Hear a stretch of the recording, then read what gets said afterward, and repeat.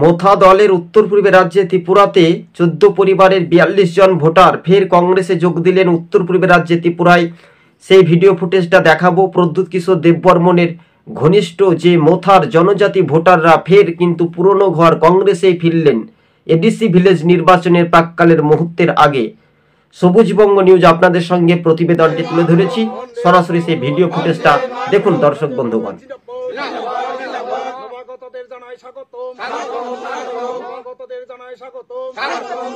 ভালো করে মনোযোগ দিয়ে শুনবেন, তাদের মুখ থেকে প্রশংসাটা শুনুন। 14 পরিবারের 42 জন ভোটার।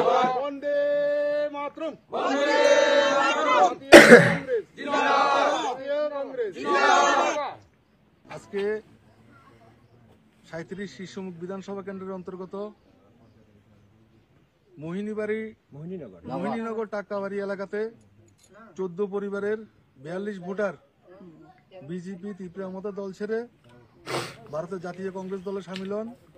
আমরা নবাগতদেরকে স্বাগত জানাই। এই এলাকার সার্বিক যে অবস্থা বলতে গেলে পানীয় জলের কোনো ব্যবস্থা নেই, রাস্তাঘাট নেই, বিদ্যুৎ নেই, ঠিকমতো রেশন কার্ড নেই, মানে বলতে গেলে মানুষের খুব দুর্বিষহ জীবনযাপন। বিজেপি নেতারা গত 4-5 বছর এবার আপনারা শুনতে পেলেন।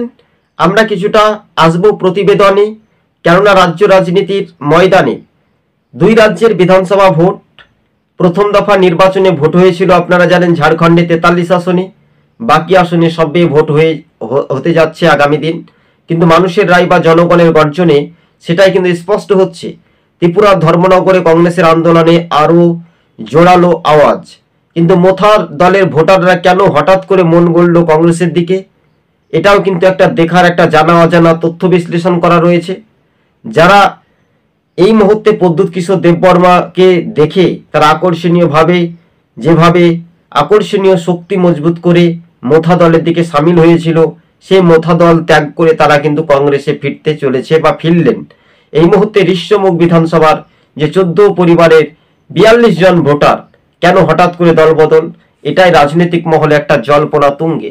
সবুজবঙ্গ নিউজ ইউটিউব চ্যানেলটি প্রথম থেকে শেষ পর্যন্ত দেখবেন, আর চ্যানেলের নতুন হলে অবশ্যই চ্যানেলটিকে সাবস্ক্রাইব করে সঙ্গে থাকবেন।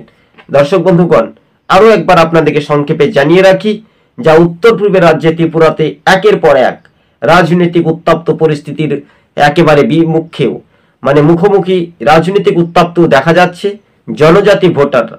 সেই জনজাতি ভোটারদের ভিডিও ফুটেজগুলো আপনারা নিশ্চিন্তে দেখতে পাচ্ছেন। এটাই রাজনৈতিক সমীকরণের চিত্রটা কি পাল্টাবে ত্রিপুরার এডিসি ভিলেজ নির্বাচনের আগের প্রাককালে।